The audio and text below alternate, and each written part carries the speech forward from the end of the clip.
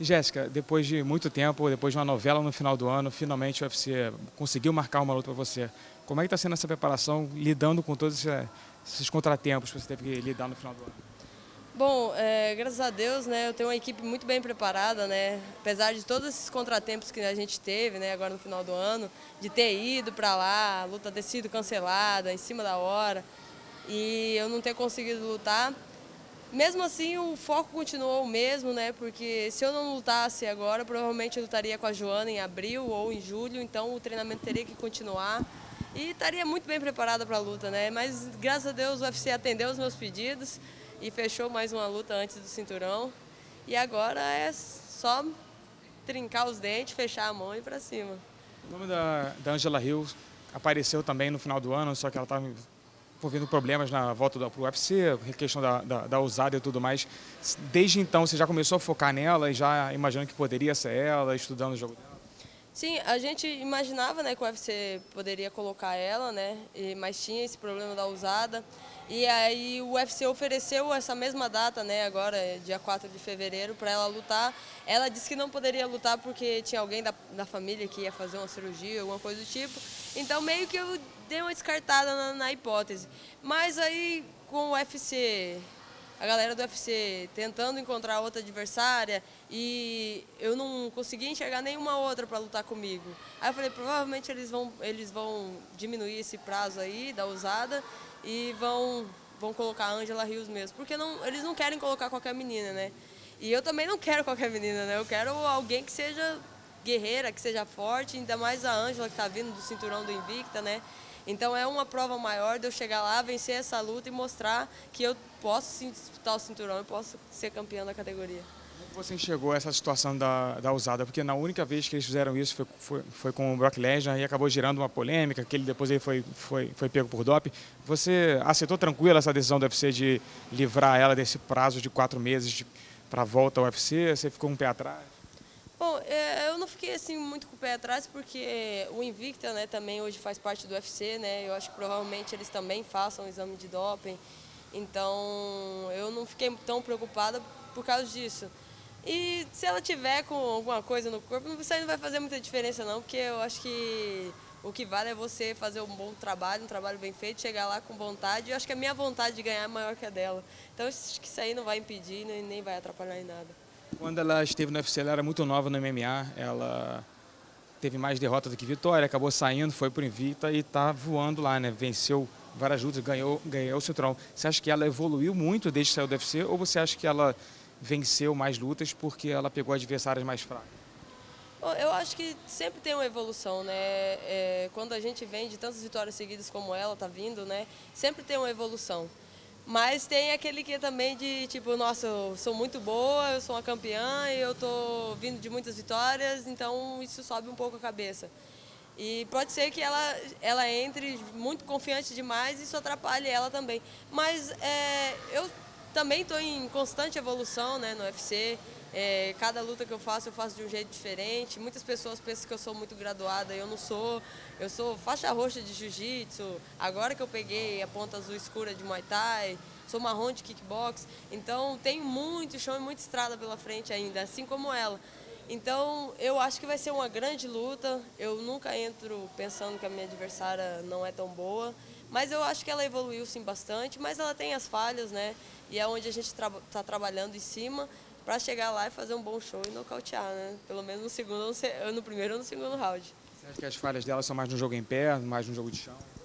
A gente está estudando mais as falhas no jogo em pé, porque a parte se for para ir para o chão, ela aceita muito bem as quedas, né? Então é mais tranquilo de botar para baixo. E aí no chão a gente desenvolve, mas a parte da trocação que tem que ser mais regrada para poder chegar lá e poder fazer um bom trabalho.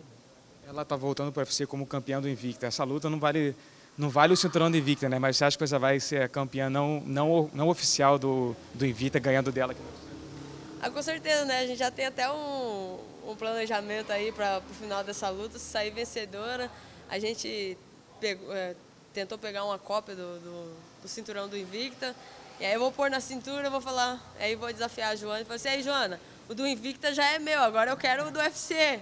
E é isso aí, mas vai ser bem maneiro, se Deus quiser. Vou vencer essa luta, vou fazer isso e vamos atrás do cinturão. Você acha que a Ângela deveria colocar o cinturão dela em jogo, já que ela confia tanto no jogo dela e ela sendo a campeã da vida? Ah, com certeza, né? Acho que a pessoa, quando ela tem certeza no negócio, que ela pode ser mesmo campeã, a gente vale tudo, né? Mas eu acho que ela deve estar pensando, né? Tipo, eu confio em mim, mas né, a Jéssica não é qualquer uma, não dá pra arriscar. Isso faz parte também. Mas... Falando em cinturão, uma vitória sobre ela garante com certeza que você vai disputar o título contra a Joana, né? Já garante porque você está voando na categoria, até porque, além de você, não tem mais ninguém, né? Como é que você vê essa situação, que você poderia já estar disputando o cinturão, mas escolheu fazer mais uma luta para chegar lá ainda mais preparado? É que nem muitas pessoas estavam criticando e falando, poxa, mas você tem a oportunidade de lutar o cinturão e você quer fazer mais uma luta antes, e se você perde? A categoria do palha, ela está em constante movimentação. Então, se eu perder essa, daqui 2, 3 lutas eu recupero de novo e volto para lutar o cinturão. E aí eu vou estar muito mais preparado do que eu já estou agora. Então, eu preferi fazer essa luta tanto pela questão de dinheiro, né? Porque as pessoas pensam que a gente é milionário e não, a gente só ganha quando a gente vai lutar. E esse dinheiro a gente tem que guardar até a próxima luta. Aí tem treinador para pagar, tem os professores para pagar, tem um treino de sparring diferente que você tem que pagar. Então tem custo, né? Tem um aluguel, tem casa, tem tudo. Então eu preferi fazer essa luta, ficar bem financeiramente para poder investir melhor no meu camp e poder fazer uma excelente luta com a Joana, né? Porque é o cinturão, né? Então você tem que estar bem preparado. E para essa luta, eu vencendo, com certeza eu vou estar totalmente tranquila financeiramente para poder investir no meu camp. A luta contra a Joana seria a maior luta da sua carreira. Quanto você acha que você investiria em um camp para ela? Tipo, o dobro que você investe por uma luta normal? Como é que é trabalhar esse lado financeiro de camp? Acho que para lutar com a Joana e sair campeã, eu não teria medo de investir tudo o que eu ganhar. De ter que viajar para a Tailândia ou ir para algum outro país para poder pegar um treinamento mais puxado, pegar um gás maior.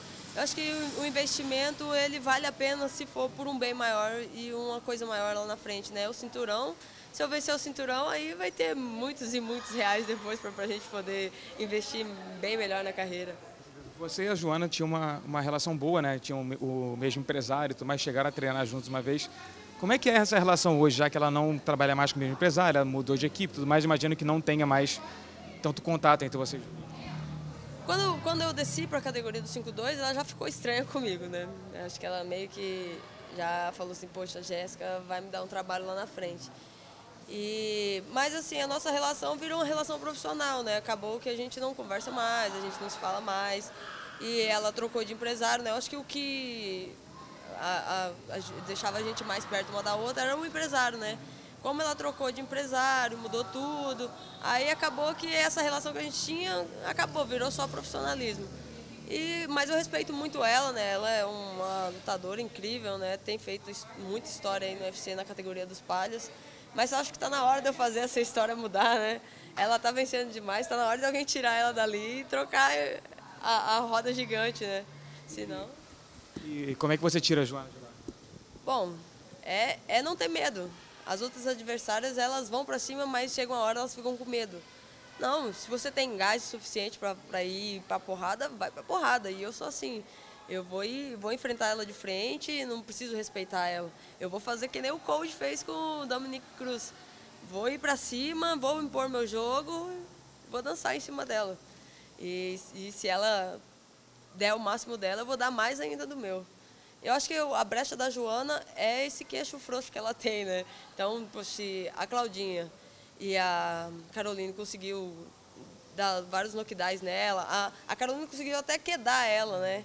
Então, quer dizer que o jogo da Joana tá voltando um pouco, tá regredindo, né? Porque ela tá focando em outros treinos e tá esquecendo o forte dela.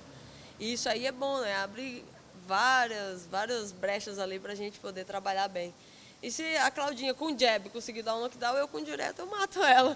Então, acho que o negócio é trincar os dentes, tomar porrada e bater. Ao mesmo tempo, bater.